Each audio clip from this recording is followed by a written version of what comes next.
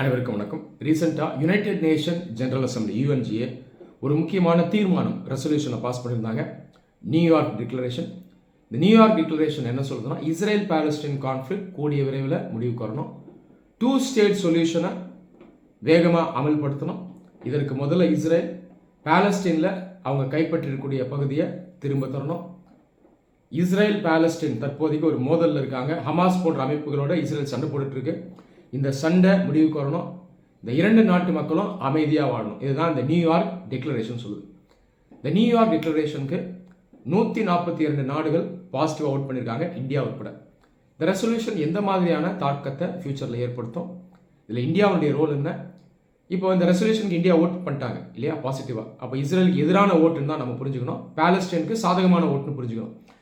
இப்போ இந்தியா அப்படி ஓட் பண்ணியிருக்கனால இது எப்படி இந்தியா இஸ்ரேல் ரிலேஷன்ஷிப்பை ஃபியூச்சரில் இம்பேக்ட் பண்ணும், இதை பற்றியெல்லாம் பேச சொல்லி நிறைய ஸ்டூடெண்ட்ஸ் கேட்டிருந்தாங்க. இதுதான் நம்ம இந்த வீடியோவில் டிஸ்கஸ் பண்ண போகிறோம். வாங்க பேசுவோம். முதல்ல இஸ்ரேல் பாலஸ்டீன் கான்ஃப்ளிக்டை பற்றியும் 2 ஸ்டேட் சொல்யூஷனை பற்றியும் ப்ரீஃபாக சொல்லிடுறேன். இஸ்ரேல் பாலஸ்டீன் கான்ஃப்ளிக்டை பேசணும்னா ஒரு நாள் பத்தாது. ப்ரீஃபாக நான் எக்ஸ்பிளைன் பண்ணுறேன். அதுக்கப்புறம் நாம் அந்த ரெசல்யூஷனை பற்றி டிஸ்கஸ் பண்ணுவோம். இஸ்ரேல் பாலஸ்டீன் இந்த 2 நாடுகளும் வெஸ்ட் ஏஷியா பகுதியில் இருக்கக்கூடிய சிறிய நாடுகள், சின்ன நாடுகள் தான். 1948 இந்த வருஷத்தில் தான் இஸ்ரேல் அப்படின்ற நாடு மாடர்ன் பீரியடில் உருவாகுது. 1948க்கு முன்னாடி பாலஸ்டைன் அப்படின்ற ஒரு நாடு தான் இங்கே இருந்தது. அப்போ பாலஸ்டைன்ற நாடு அல்லது ஒரு பகுதி தான் இங்கே இருக்குது.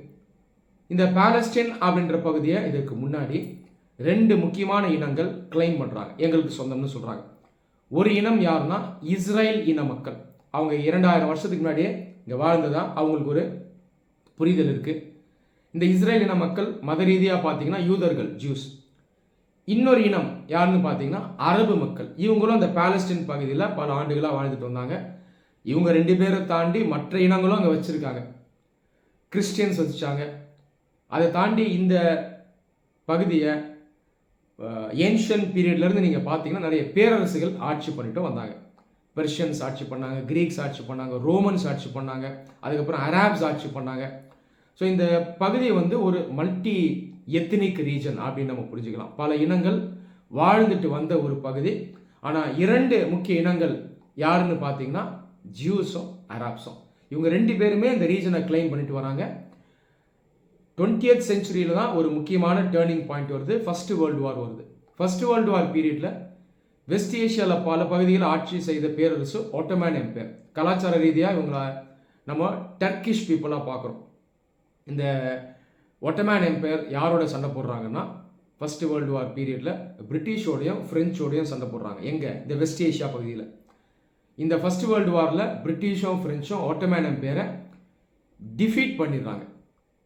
இந்த ஒட்டோமன் எம்பையர் டிஃபீட் ஆனதுக்கப்புறம் இந்த பகுதியில் பல மாற்றங்கள் வருது. இந்த ஒட்டோமன் எம்பையரை டிஃபீட் பண்ணுறதுக்கு முன்னாடியே இந்த பிரிட்டிஷ் என்ன பண்ணுறாங்கன்னா யூத மக்களுடைய சப்போர்ட்டை வாங்குறாங்க. ஏன்னா அப்போ தான் ஒட்டோமன் எம்பையர் எடுத்து பெட்டராக சண்டை போட முடியும். பொதுவாக இந்த ஏகாதிபத்திய சக்தியில் இந்த மாதிரி இன மக்களுடைய சப்போர்ட்டை வாங்குவாங்க. யூத மக்கள்கிட்ட மட்டும் வாங்கலை, இவங்க அரபு மக்கள்கிட்டயும் வாங்குறாங்க. ஏன்னா அந்த பகுதியை அப்போ ஒட்டோமன்ஸ் ஆட்சி பண்ணுறாங்க.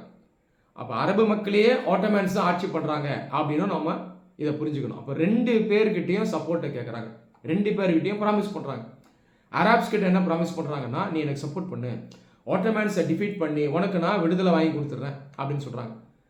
ஜூஸ் கிட்ட என்ன சொல்கிறாங்க, எங்களுக்கு சப்போர்ட் பண்ணுங்க, உங்களுக்கு ஒரு நாடு உருவாக்கி கொடுக்குறோம் பாலஸ்டீனில், ஏன்னா நீங்கள் அதானே கேட்குறீங்க, அதை நாங்கள் உருவாக்கி கொடுக்குறோன்னு சொல்கிறாங்க. ஆனால் ஃபர்ஸ்ட் வேர்ல்டு வாரில் ஒட்டோமன் எம்பையர் டிஃபீட் பண்ணதுக்கப்புறம் அவங்க அரபு மக்களுக்கு ப்ராமிஸ் பண்ணதை கீப் அப் பண்ணல. ஆனால் யூத மக்கள் இருக்காங்க இல்லையா, இவங்களுக்கு சொன்ன ப்ராமிஸை அவங்க கீப் அப் பண்ணிட்டாங்க.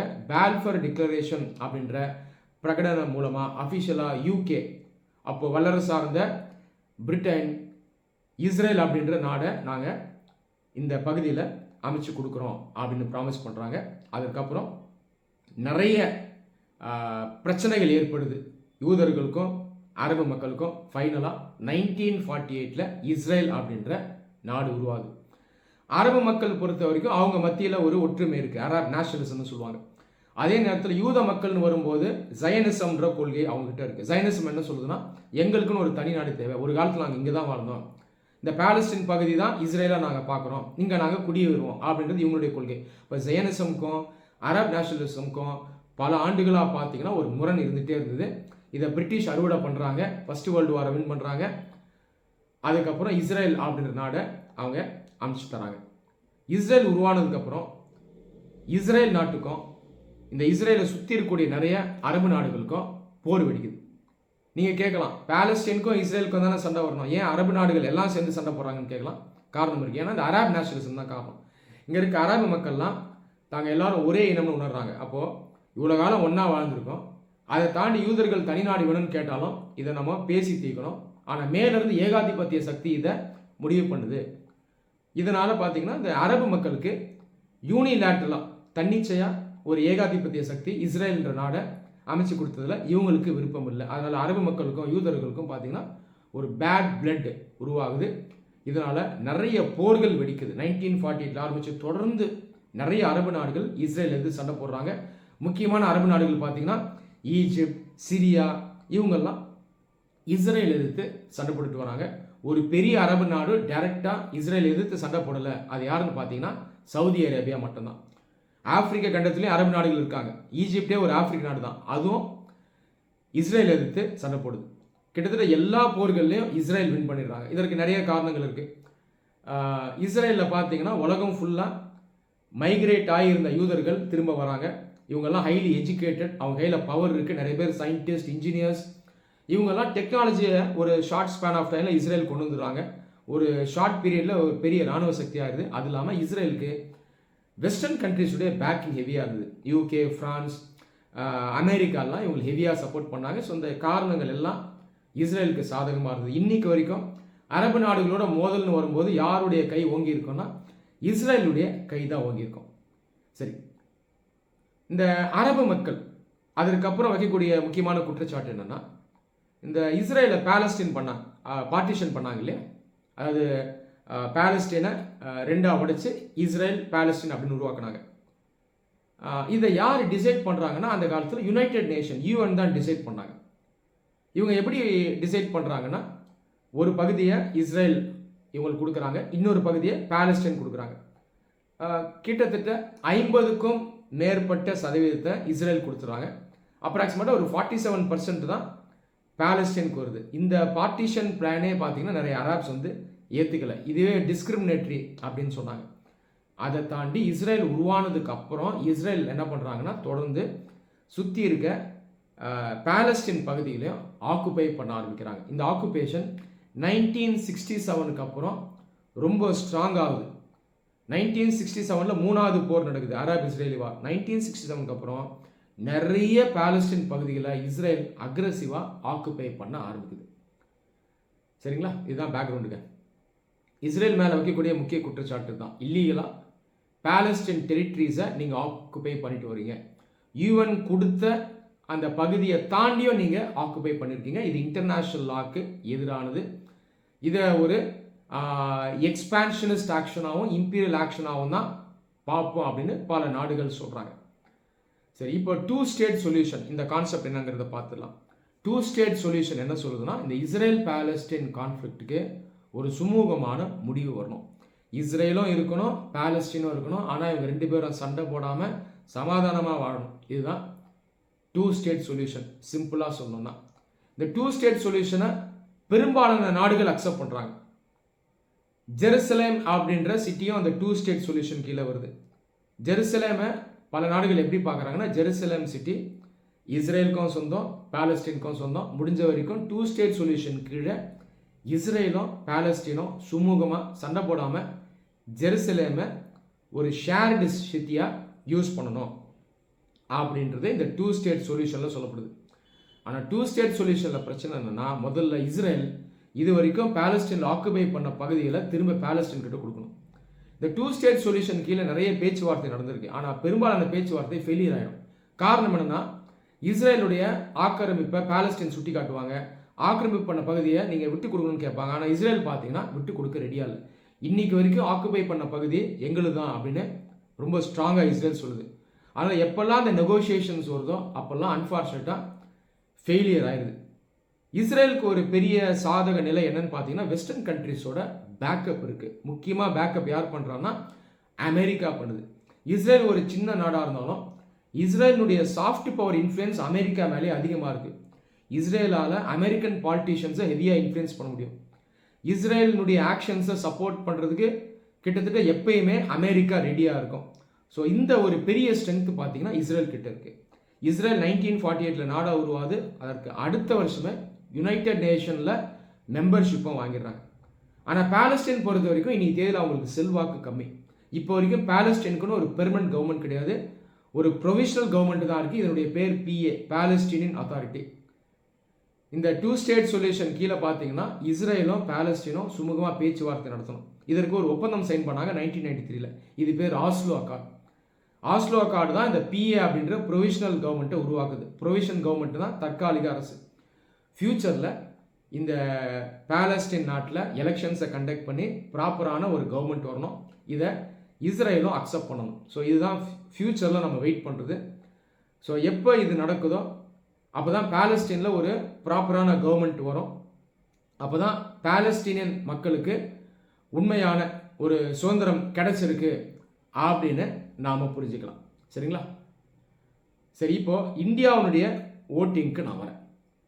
நிறைய பேர் இந்தியாவில் என்ன நினைக்கிறாங்கன்னா, இந்தியா ஒன்று பாலஸ்தீனோட நிற்கணும், இல்லை இஸ்ரேலோட நிற்கணும் அப்படின்னு நினைக்கிறாங்க. இதுவே தவறான புரிதல் தான். இந்தியா பொறுத்த வரைக்கும் எந்த ஒரு பெரிய பிளாக்கோடையும் நம்ம அலைன் ஆக மாட்டோம். இப்போ மேற்கத்திய நாடுகள் ஆகட்டும், America, Germany, Japan, Britain, France, அவங்களோடைய நம்ம செட்டு சேர மாட்டோம். இன்னொரு பக்கம் இந்த ஈஸ்டர்ன் பிளாக் நாடுகள், ரஷ்யா, சைனா, இவங்களோடய நம்ம பார்த்தீங்கன்னா செட்டு சேர மாட்டோம், அவங்க கீழே வர மாட்டோம். நாம் தனித்து இயங்குறோம். இந்த கான்செப்ட் நான் அலைன்மெண்ட்னு சொல்லுவாங்க. அணி சாரா நாடுகள், இதற்கு ஒரு அமைப்பே இருக்குது. இன்னைக்கு வரைக்கும் பார்த்தீங்கன்னா இந்த பொசிஷனை இந்தியா மெயின்டைன் பண்ணுது. ஆனாலும் சமீப காலத்தில் இந்த பெரிய சக்திகளோட நம்ம க்ளோஸாக ஒர்க் பண்ணிட்டு வரோம். ஆனாலும் நம்ம நான் அலைன்டாக தான் இருக்கோம். இந்த அடிப்படையில் பார்த்தீங்கன்னா நம்ம பாலஸ்தீனுக்கும் குரல் கொடுக்குறோம், இஸ்ரேலோடைய நல்ல ரிலேஷன்ஷிப்பை வச்சுருக்கோம். பல ஆண்டுகளாக பாலஸ்தீன் மக்களுக்கு நம்ம சப்போர்ட் பண்ணிட்டு தான் இருக்கோம். நம்ம எப்படி சப்போர்ட் பண்ணுவோம்னா, அந்த நாட்டோட கலாச்சாரத்தை அடையாளத்தை வச்சோ மதத்தை வச்சோ எல்லாம் பண்ண மாட்டோம். யார் பக்கம் நியாயம் இருக்கோ அவங்களுக்கு சப்போர்ட் பண்ணுவோம். இதுதான் இந்தியா. ஸோ நியாயத்தின் பக்கம் இந்தியா நிற்கும். அப்படி பார்க்கும்போது பாலஸ்தீன் ஆக்கிரமிப்பு பண்ணியிருக்கிறது இஸ்ரேல் தான், அஃபெக்ட் ஆகிருக்கிறது பாலஸ்தீன் பீப்புள். அதனால பாலஸ்தீன் பக்கம் நம்ம பல ஆண்டுகளாக நிற்கிறோம். இஸ்ரேல் நமக்கு எதிரி கிடையாது. ஆனால் இஸ்ரேல் செய்த தவறை சுட்டி காட்டுறோம். யார் பாதிக்கப்பட்டிருக்கானோ அவன் பக்கம் நிற்கிறோம். ஒருவேளை பாலஸ்தீன் இஸ்ரேல் ஆக்குபை பண்ணியிருந்தா நம்ம இஸ்ரேல் பக்கம் நிற்போம். இதுதான் இந்தியாவுடைய ஸ்டாண்ட். அப்போ யாருக்கும் நம்ம எதிரி கிடையாது. ஓகேங்களா? நியாயத்தின் பக்கம் நம்ம நிற்போம். இப்போ ரீசெண்ட் பாஸ்டில் பார்த்தீங்கன்னா பாலஸ்தீனுக்கு நம்ம தொடர்ந்து சப்போர்ட் பண்ணுறோம், அந்த நிலை மாறலை. ஆனால் இன்னைக்கு நம்ம ஃபாரின் பாலிசி எப்படி அப்ளை பண்ணுறோம்னா ரொம்ப ப்ராக்டிக்கலாக அப்ளை பண்ணுறோம். ஓகேங்களா? இது பேர் மல்டி அலைன்மெண்ட்னு சொல்லுவாங்க. India first policy. இந்தியாவுடைய இன்ட்ரெஸ்ட் முக்கியம். நம்முடைய தேசிய தேவைகளும் நம்முடைய இலக்குகளும் பூர்த்தி ஆகணும். இதற்காக சில நாடுகளோட நம்ம ஒர்க் பண்ணுவோம். அந்த அடிப்படையில் இஸ்ரேலோடைய நம்ம தொடர்ந்து ஒர்க் பண்ணிட்டு வரோம். இஸ்ரேல் ஒரு டெவலப்டு நாடு. ஓகேங்களா? எக்கனாமிக் கோஆப்ரேஷன் வரும்போது இஸ்ரேல் நமக்கு முக்கியம், வர்த்தகம் நமக்கு ரொம்ப முக்கியம். அதை தாண்டி இஸ்ரேல் டெக்னாலஜியில் ஸ்ட்ராங். ஸோ டெக்னாலஜி நமக்கு இஸ்ரேல் கிட்ட இருந்து தேவை. அது இல்லாமல் இராணுவ ரீதியாக பார்த்தீங்கன்னாலும் இஸ்ரேல் ஒரு strong country. Defence equipment, defence technology எல்லாம் இஸ்ரேல் கிட்ட இருந்து நம்ம வாங்குறோம். அதை தாண்டி பயங்கரவாதம், தீவிரவாதம் வரும்போது இது இஸ்ரேல் இந்தியா ரெண்டுக்கும் சவாலாக இருக்குது. அப்போ இந்தியா இஸ்ரேல் இவங்களுக்கு காமன் சேலஞ்சாக எதை பார்க்குறோம்னா எக்ஸ்ட்ரீமிசமையும் டெரரிசமும் பார்க்குறோம். அப்போது ரெண்டு பேருக்கும் சில இடத்துல காமன் இன்ட்ரெஸ்ட் இருக்குது, காமன் சேலஞ்சஸ் இருக்குது. இதனால் பைலாட்டரலாக தனிப்பட்ட முறையில் இந்தியா இஸ்ரேலோட இன்னைக்கு ஒர்க் பண்ணிட்டு வருது.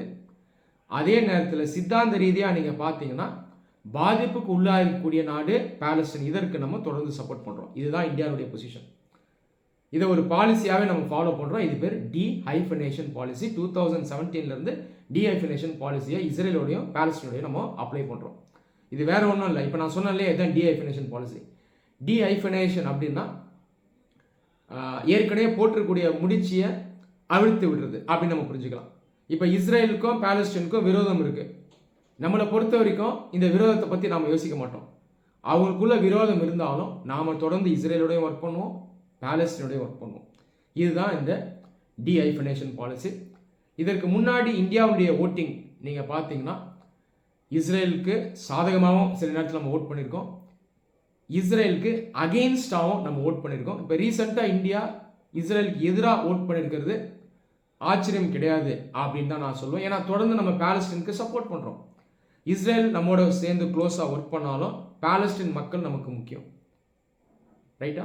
சில நேரத்தில் நம்ம இஸ்ரேலுக்கு சாதகமாகவும் ஓட்டிங் பண்ணுவோம். காரணம் என்னன்னா, இஸ்ரேல் மேலே வச்சிருக்கக்கூடிய நம்பிக்கை. அவங்க பேச்சுவார்த்தை நடத்துகிறாங்க பாலஸ்தீனோட அப்படின்னா நம்ம வெயிட் பண்ணுவோம். ஒரு நல்ல எண்ணத்தில் அவங்களுக்கு வாய்ப்பை கொடுப்போம். ஸோ இந்த நேரங்களில் நாம் சாதகமாகவும் ஓட் பண்ணுவோம். ஸ்ரீலங்காவுக்கு பார்த்தீங்கன்னாலும் இதே மாதிரி தான் நீங்கள் பார்க்கலாம். மனித உரிமைன்னு வரும்போது அங்கே இருக்க இலங்கை தமிழர்களுக்கு சாதகமாக நம்ம ஓட் பண்ணியிருக்கோம், இலங்கைக்கு எதிராக. சில நேரத்தில் அவங்களுக்கு வாய்ப்பும் கொடுப்போம். ஸோ இப்படி தான் இந்தியாவுடைய ஓட்டிங்கை நம்ம புரிஞ்சுக்கிறோம்.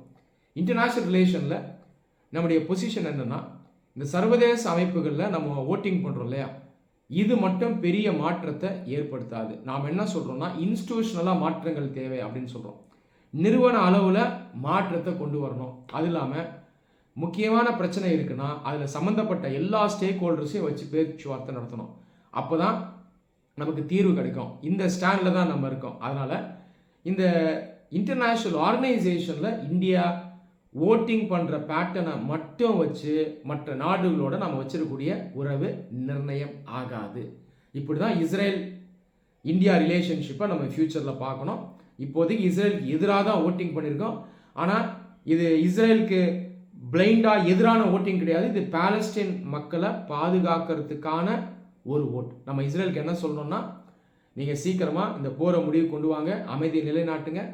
நீங்கள் இல்லீகலாக ஆக்கிரமிப்பு பண்ணிக்கூடிய அந்த பகுதியை நீங்கள் பாலஸ்தீனுக்கு திரும்ப கொடுக்கணும். 2 ஸ்டேட் சொல்யூஷனை முடிஞ்ச வரைக்கும் அமல்படுத்தணும் அப்படின்னு சொல்கிறோம். ஆஃப்டர் ஆல் இந்தியாவுமே அஃபெக்ட் ஆகிருக்கும் இல்லையா.